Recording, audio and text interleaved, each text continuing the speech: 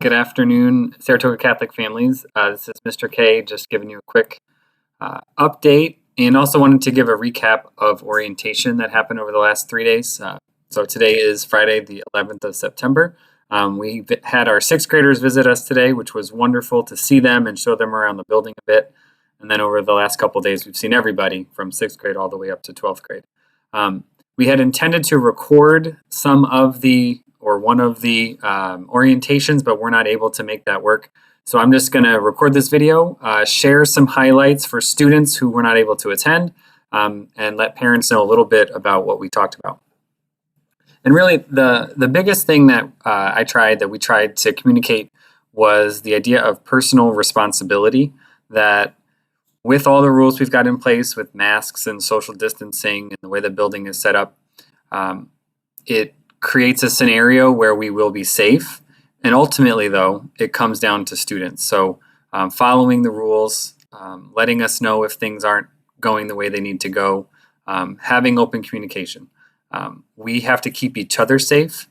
We have to care for each other. And this is the perfect time to do that. We should be doing that anywhere. But now it's even more important. And so as we talked about rules with social distancing in the hallways, and in the classrooms and around the campus, the idea of personal responsibility was really honed in on. So with that, some of the rules that we talked about are that, so social distance, there's markers and reminders all over the building. In the classrooms, we will stay distant 6 feet in every scenario. If there isn't a distance of 6 feet, so there's a couple classrooms where students are at a long table together, we have built partitions between them with plexiglass so that students who are closer than 6 feet don't actually have open air between them, as was recommended. This allowed us to get a couple extra seats in some rooms and ultimately make our schedule work. As far as masks go, students will be required to wear masks all day, every day. Mask breaks will be given as teachers see the need, and that can be going outside to spread out and take masks off, going into the gym for a few minutes and spreading out. Also, students will be able to take their masks off during lunch, as well as if they move from one building to the other, if they're spread out, being outside for a few minutes, they'll be able to do that as well. But masks are required for that reason. Let's see what else. Things like, entering and exiting the building. So the first day of school will be our trial run. We were able to work with some students as they came in for orientations, but with a larger number of students coming, obviously, this will be our first time to try things out.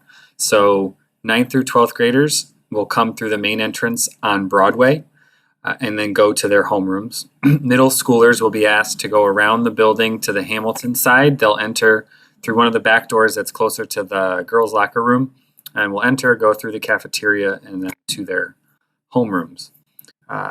For the first day of school, students will come in, we'll ask them their name, and we'll tell them where to go based on their last name. So it may not ultimately be the homeroom they're in for the entire year, but for the first day of school, we'll get them in a room. So, A to K, A to L. For 9th graders, go to room 2O, whatever. When you get there, you'll have a seat. You'll be given your schedule, your locker assignment, information for logging into your Google account, your school Google account, and anything else pertinent for the day. So we'll have an extended homeroom time where we give out that information, where teachers help students log in and to everything and things like that, and then help them put books in lockers and things like that. We are asking that for the first day, students only bring a notebook, something to write with, their computer, most importantly, and a folder if they have one. All other supplies, some saw the lists, some didn't, are not needed at this time. The first few days of school really are just to go through the schedule, take note of routines, help students get used to it, help adults get used to it, work out any challenges related to the flow of traffic, things like that, that maybe we hadn't foreseen. So getting a full supply list is not critical at this point. So really a notebook, something to write with, a computer, and a folder is sufficient for the first few days of school, really for the first week. And we'll go through a lot of that stuff with students on Monday. As far as lockers go, students will have lockers, but you'll also be able to wear your backpacks to and from classes. Lockers, like anything else, need to be monitored. So students will have times during the day where they're permitted to go to their lockers. That way we don't have a whole like crush of people going all at once. We're able to space that out.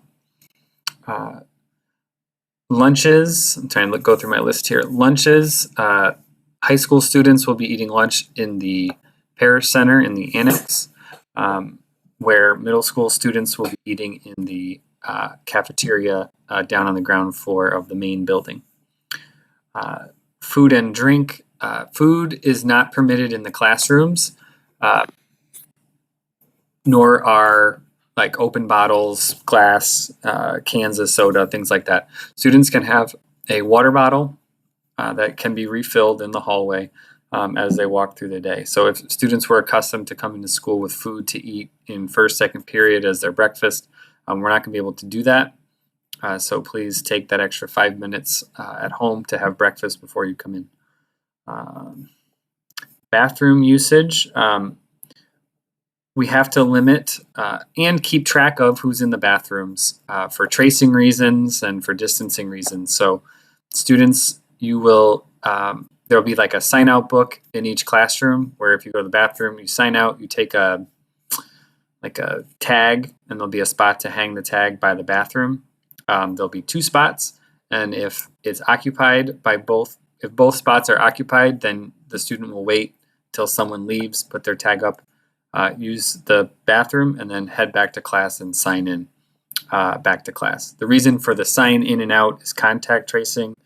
If someone tested positive for COVID and we were asked to provide who they came in contact with, we would need to know if they went to the bathroom and who was in there. So for that reason, we have to keep track of who was in and out of the room. And then the passes, there's multiple passes in the classroom, and they'll be sanitized between classes. What else? Enter, exit at the end of the day. When it's time to dismiss, students will remain in their last period class until they're dismissed. We'll be letting them out by group. So we'll say, like students riding the Shenendehowa bus, please come. Students who are driving themselves can come. So just in small groups to stagger how people leave the building. Last class ends at 2:20, and buses know to be here at that time. And then we'll be on our way. Let's see.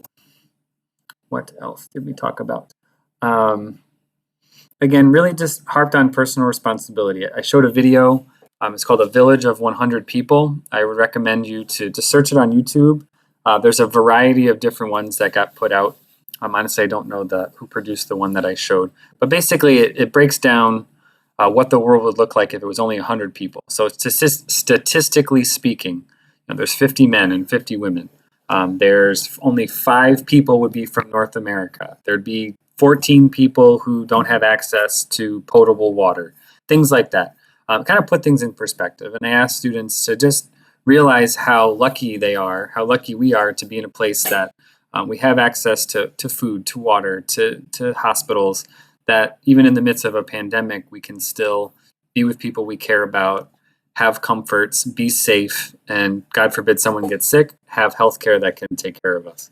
And just being mindful of that so that when things change or when we're kind of confronted with things being different, that our first reaction isn't to look inward and be frustrated that we lost something, but rather to approach it with an understanding that, yes, it's different, but it's not what's most important.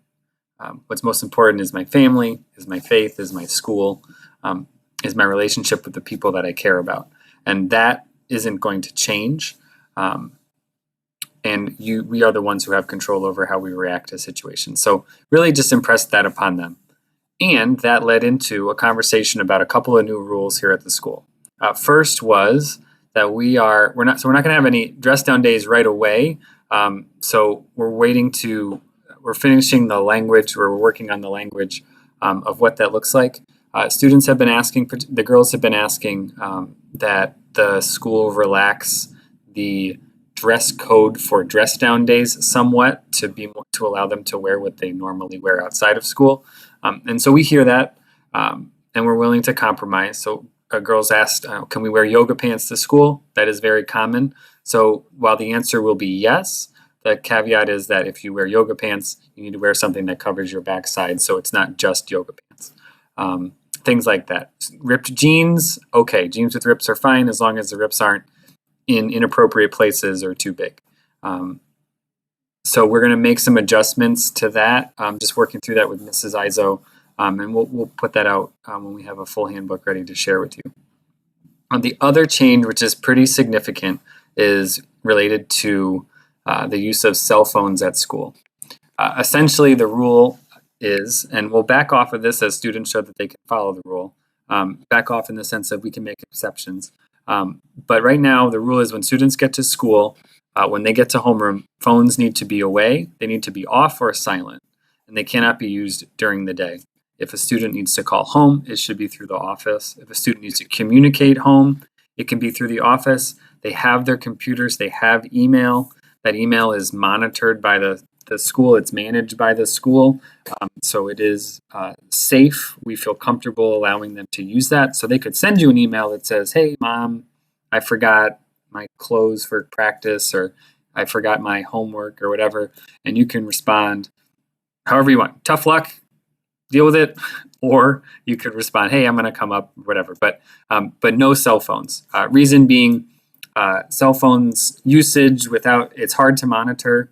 We want to trust everybody, but at the same time, we can't know for certain that people aren't texting outside of the school, sending communications to other students, posting on social media, which would mean like taking videos and pictures of people and things going on inside school. So as a general rule, when you get to school, it goes off, and when the last period ends, you can turn it on. So you can text your parents that you got to school safely, and then when school's out, check your phone, find out where your mom's picking you up, or let them know that you need help with whatever. But generally speaking, no phones during the school day. And if we can abide by that, we can start to talk about, okay, we'll let you have cell phones in study hall, or it's a privilege for such and such a thing or day. But in general, when you get to school, it's off, or it's silent. And we're not using it to communicate. And that includes smartwatches and things like that. You can certainly wear a smartwatch, but if your phone's on silent, but you're looking at messages on your watch, you're not using it properly. So we're going to be monitoring for things like that. That was the majority of our conversation. I hope this was helpful for those who were not able to attend. Parents, I hope this gave you a little bit of info about what we're working towards with the start of school. Again, for the first day, arrive at your designated entrance, high school on Broadway, middle school on Hamilton. We will direct the students to a homeroom where they will get information like login for email, locker number, a more detailed schedule, and we'll go from there. Parents who are looking at Power School for schedules, they're not there yet. For a lot of reasons, mainly because the people managing the schedule this year, me, are new and trying to figure it out. So along with the help of other people in the building, we're there. We just haven't gotten it from paper to Power School, which is why we will have it for students, but you're not seeing it at this moment. And students who have asked, what I've said is the classes you've registered for, plan on being in.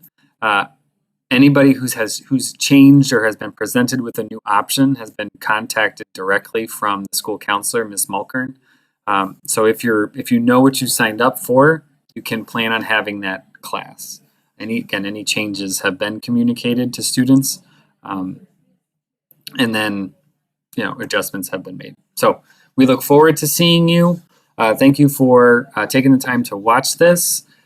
Please share it with anybody who might need to see it, and certainly give me an email over the weekend. Do my best to get back to you all, but I'm very excited for us to start and see the the fruits of all of the hard work from the faculty and staff, and just get everybody back in the building. So have a good weekend. God bless, and we'll see you on Monday.